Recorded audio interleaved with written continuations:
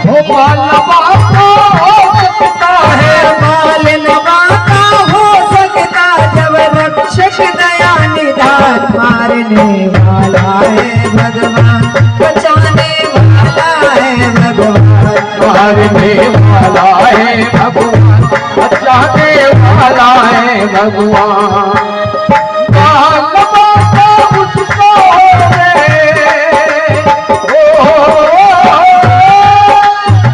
मालवा का उसको रक्षक दया निधान, मारने वाला है भगवान, बचाने वाला है भगवान, मारने वाला है भगवान, बचाने वाला है भगवान। तो जीवन मृत्यु भगवान के हाथ में है। आदमी लाख चतुराई करे जो तुम्हारे भाग्य में है, लेकिन आज का किया हुआ कर्म कल तुम्हारा भाग्य बनेगा।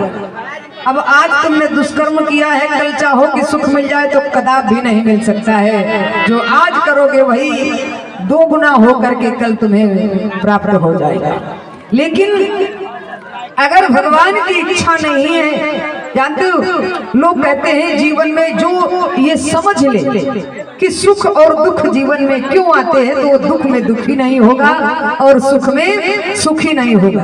एक ब्राह्मण देवता थे, देखना भाभी ब्राह्मण थे, बड़े गरीब थे, एक बेटी थी। उन्हें लगा 10 मिनट रुकिए, 5 मिनट आप रुकिए, इसके बाद तो उन्हें लगा बेटी की शादी करना है, कुछ धन की आवश्यकता है, चलो चल करके लक्ष्मी माता की आराधना करते हैं, कुछ धन मिल जाए जिससे बेटी की मैं शादी कर दूं।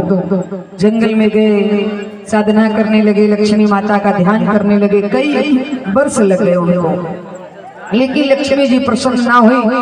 गांव के लोगों ने देखा कि ब्राह्मण देवता इतने दिन हो गए घर नहीं आए, पता नहीं कहाँ चले गए। तो गांव के लोगों ने चंदा इकट्ठा किया, सबने थोड़ा थोड़ा धन इकट्ठा किया और इकट्ठा करके उनकी बेटी की शादी कर दी। और जब उनकी साधना सफल हुई, लक्ष्मी माता सामने आई। लक्ष्मी माता ने कहा वरदान मांगो, तुम्हें क्या चाहिए? कहने लगे माँ हमारी एक पुत्री है, उसकी शादी के लिए थोड़ी धन की व्यवस्था कर दो। माँ ने कहा तुम्हारी पुत्री की तो शादी गांव के लोगों ने कर दी है, अब बताओ। बोले तो हमें कुछ नहीं चाहिए। माता लक्ष्मी ने कहा हमारा दर्शन व्यर्थ नहीं जाएगा, कुछ ना कुछ तो तुम्हें मांगना पड़ेगा।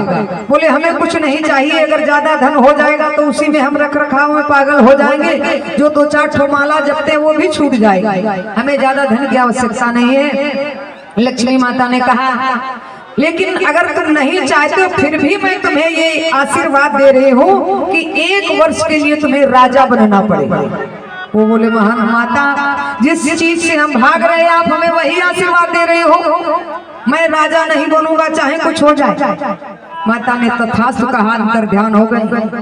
अब ब्राह्मण देवता सोचने लगे राजा बनूंगा इतनी सत्ता हो जाएगी, राजवैभव 1 साल चलाऊंगा फिर कंगाल हो जाऊंगा तो समय कैसे कटेगा।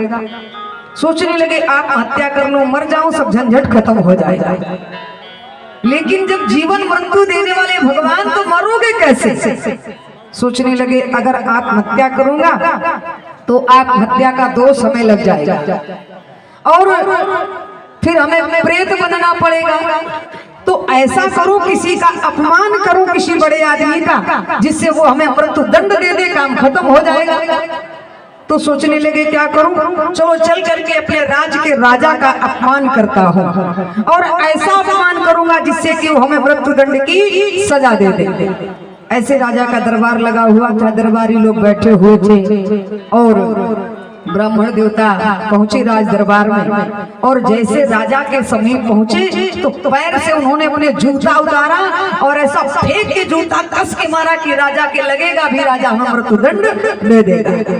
पैर से निकाल करके जूता ऐसा मारा फेंक करके कि जो राजा सिंहासन पर बैठे हुए थे, सिंहासन के ऊपर एक छत्र लगा हुआ था, छत्र लगा हुआ था छाता, तो उसमें कहीं से एक काली नागिन आके बैठ गई थी छाते में और छाता ठीक राजा के सर के सामने था। ब्राह्मण ने पैर से जूता निकाल करके जैसे कस के मारा तो वो जूता उस छाता की छत्र के दंड में लगा जा करके। अब जैसे राजा के मस्तक में नहीं लगा, जैसे दंड में लगा जा करके तो उसमें जो ऊपर काली नागिन बैठी थी, कस के मारा तो कस के लगा, सो नागिन तड़ाक से जमीन पर गिरी और गिर करके वो नागिन मर जाती है। राजा को लगा इस ब्राह्मण ने हमारे जूता मारा, इसमें सर्प कहाँ से आया, और मंत्री से कहा जरा हमारे कुल पुरोहित जी को बुला के लाओ, हमारी कुंडली को देखें, और फिर इस आदमी ने हमें जूता मारा तो मारा क्यों? मंत्री कहने लगा महाराज इसको मृत्युदंड की सजा होनी चाहिए। राजा ने पुरोहित जी को बुलाया और जब पुरोहित जी ने उनकी कुंडली को देखा कहने लगे महाराज आपकी कुंडली में सर्प दोष था, अगर ये ब्राह्मणी सर्प जूता नहीं मारता, ये सर्प नहीं गिरता तो ये सर्प आपके सर में डसता और आज आपकी मौत होनी थी। ये कुंडली आपकी बता रही है। और ब्राह्मण देवता ने जूता मार करके तुम्हारी जिंदगी को बचा लिया। अरे जो तुम्हारी जिंदगी को देने वाले हैं इनको तो कम से कम राज देना चाहिए तुम्हें। ब्राह्मण कहने लगे हे भगवान कहाँ अपमान करने आए तो ये भी कह रहे कि इनको राज दे दिया जाए। कहने लगे मैं राजा नहीं बनूंगा। बोले नहीं बनना पड़ेगा राजा तुम्हें। हुआ क्या, मंत्रियों से राजा ने सलाह मिलाई क्या करना चाहिए। मंत्रियों ने कहा अगर ये राज के सिंहासन पर नहीं बैठना चाहते हैं तो महाराज इनको अकेले नहीं बैठना चाहते तो अपने साथ इनको सिंहासन पे बिठाइए। अब तो ब्राह्मण देवता को सिंहासन पे बिठाने लगे राजा। मतलब जहां जाते ब्राह्मण का इतना सम्मान होने लगा, इन्होंने हमारी जिंदगी को बचा दिया, नहीं तो हमें सर्प काट लेता, मैं मर जाता। लेकिन वो आए थे अपमान करने के लिए, खुद मरने के लिए, लेकिन ऐसा ना हुआ। अब तो राजा जहां जाते हैं मतलब इतना ब्राह्मण पर विश्वास हो गया, जहां जाते हैं साथ साथ में ले जाते हैं। धीरे धीरे ब्राह्मण देवता को उस राजकाज में राजा के साथ शिकार खेलने जाते हैं, सब संचालन करते हैं, सब कुछ देखते हैं तो उनको उसमें स्वाद आने लगा, राजनीति में आनंद आने लगा। एक दिन राजा ने कहा चलो महाराज शिकार खेलने जंगल में चलते हैं। आज 1 साल का लास्ट वाला दिन था, लक्ष्मी माता के आशीर्वाद से जो कि 1 साल राजा बनना पड़ेगा, सब राजसी ठाठ मिला उनको 1 साल। और आज साल का अंतिम दिन, 365 दिन में 65वां दिन है। राजा ने ब्राह्मण देवता को लिया, चलो शिकार खेलने चलते हैं। और जंगल में कुछ सेना भी साथ में गई और शिकार खेलते खेलते रात हो गई। तो सैनिकों ने कहा महाराज अब राज दूर है, ऐसा करो यही जंगल में आज ठहर जाते हैं, कल फिर शिकार खेल लेंगे, फिर चलेंगे। वहीं पर राउटी की व्यवस्था, तंबू तान दिया गया। और राजा ब्राह्मण देवता को अपने जैसा सम्मान देते थे। 2 पलंग लेटने के लिए बराबर में डाले गए। और हुआ क्या, राजा भी सोए थे, ब्राह्मण देवता भी सोए थे। और ब्राह्मण देवता की अचानक नींद खुल गई, कहीं से काला सर्प उस राउटी के अंदर प्रवेश कर गया। अब जैसे सांप पहुंचा, ब्राह्मण देवता की नींद खुल गई, सोचने लगे ऐसा ना हो ये सर्प हमारे महाराज को काट ले और इनकी जीवन लीला समाप्त हो जाए। तो उन्होंने सोचा राजा हम पर इतना विश्वास करते हैं तो इनके हमें प्राण बचाने चाहिए। सो राजा ने म्यान से तलाक से ब्राह्मण ने तलवार निकाली सर्प को मारने के लिए। और सर्प तब तक राजा के सरहाने आ गया, उसी बिस्तर के किनारे चढ़ने लगा। ब्राह्मण ने म्यान से तलवार निकाल के ऐसे मारना चाहा, सो राजा की नींद खुल गई।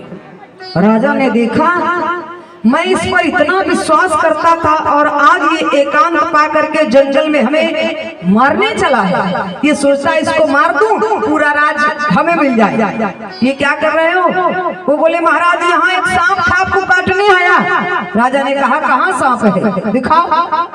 अब देखा तो वहां सांप का कोई अता पता नहीं, सांप तो भाग गया। राजा ने देखा किसी पर ज्यादा विश्वास नहीं करना चाहिए और तुमने हमारी जिंदगी एक बार बचाई लेकिन अपमान भी किया, जूता फेंक के मारा। तो मैंने सोचा कि चलो आपने जिंदगी बचाई इसीलिए आपको इतना सम्मान दिया, अपना आधा सिंहासन दिया, सारी सुविधाएं दी और आज एकांत पा करके तुम हमें फिर से वही जाल फंसा करके मारना चाहते हो। निकल जाओ हमारे राज्य से, आज से तुम्हारे रहने की आवश्यकता नहीं है। उस ब्राह्मण देवता को सब कुछ जो राजसी वस्त्र थे सब कुछ छुड़ा करके और भगा दिया। राजा ने अपने राज्य से रास्ते में रोता हुआ जा रहा था ब्राह्मण, रास्ते में लक्ष्मी माता मिल गई।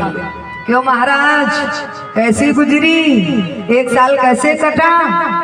माता अब हमें क्षमा कर दो, मैंने तुमसे कहा था कि तुम्हें 1 साल राजा बनना पड़ेगा, तुम कहते थे नहीं नहीं ये सब हमसे नहीं होगा, नहीं बनूंगा, और वही सुख मिला और 1 साल का जैसे समय खत्म हुआ आपको घर से भगा दिया गया।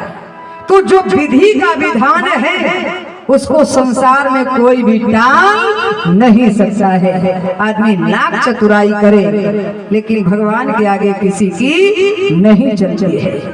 तो कर्म करना हमारा जन्म सिद्ध अधिकार है, लेकिन सत्कर्म कीजिए, कभी विकर्म की तरफ मत जाइए, कभी अकर्म की तरफ मत जाइए, और फिर फल देना भगवान का काम है। सब भगवान पर छोड़ दीजिए। ताली बजा करके बोलेंगे और फिर आप लोग कुछ उद्बोधन सुनेंगे।